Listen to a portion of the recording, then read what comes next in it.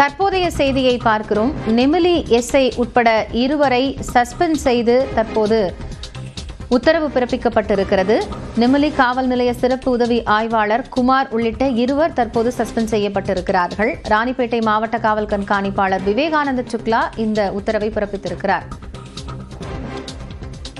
கூடுதல் தகவல்களை செய்தியாளர் சிவாவிடம் கேட்கலாம். சிவா, இது குறித்த விவரங்கள் என்ன?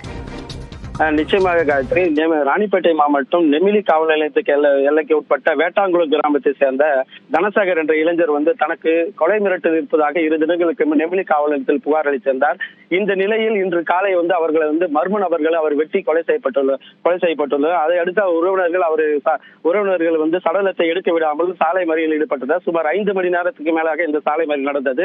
இந்த நிலையில் அவர் அளித்த புகாரின் மீது சரிவர நடவடிக்கை எடுக்காத முதல்நிலை காவலர் குமார் மற்றும்